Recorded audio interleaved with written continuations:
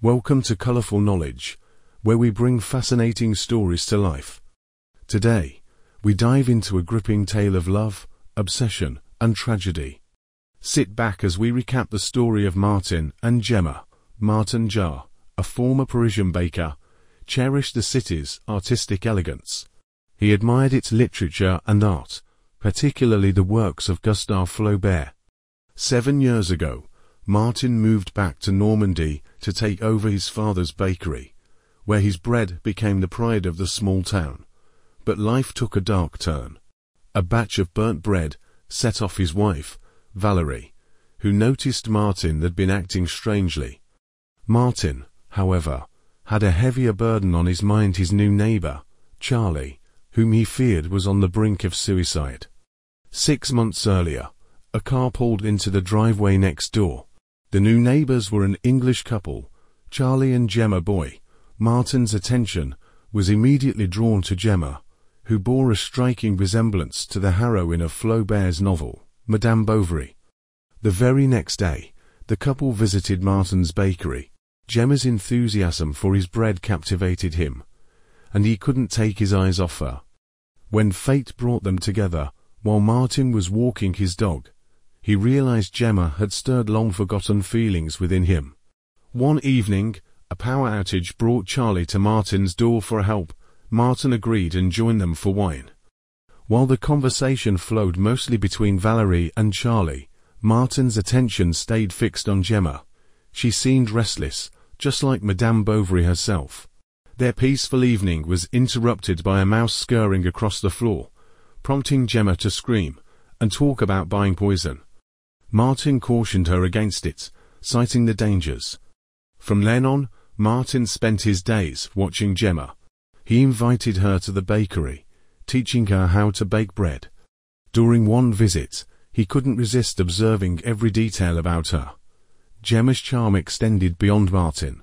She and Charlie befriended another couple who offered them work: Gemma as an interior designer and Charlie restoring antiques.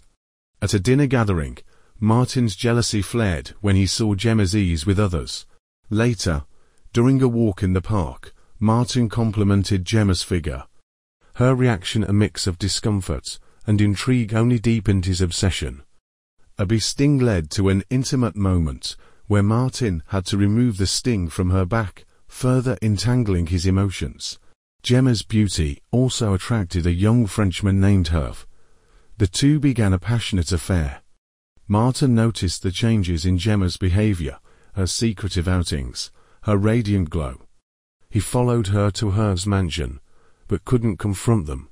One day, Gemma left a porcelain sculpture at the bakery for repair, asking Martin to keep the customer's identity a secret. But Martin's jealousy was consuming him. He crafted a letter pretending to be from Hervé, ending the affair. When Gemma received it, she rushed to confront Hervé, only to find him distant. Gemma's relationship with Charlie deteriorated. One evening, she packed her bags, leaving a voicemail for Charlie expressing regret. On her way out, she ran into Martin, who confessed to sending the letter. Gemma kissed him in a mix of anger and pity before asking him to leave. The next morning, tragedy struck. Charlie returned home to find Gemma dead. The detective's conclusion: suffocation with a piece of bread, left everyone shocked. Martin, consumed by guilt, confessed his role in her heartbreak to Charlie, but Charlie blamed himself. At Gemma's funeral, every man who had loved her silently bore the weight of their guilt. Among the mourners was Hervé, who had also come to pay his respects. Months later, new neighbors moved into Gemma's house, but for Martin, her memory lingered. Thank you for joining us on this tragic journey. If you enjoyed the story, don't forget to like, subscribe, and hit the notification bell. Stay tuned for more gripping tales from Colourful Knowledge. Until next time, take care.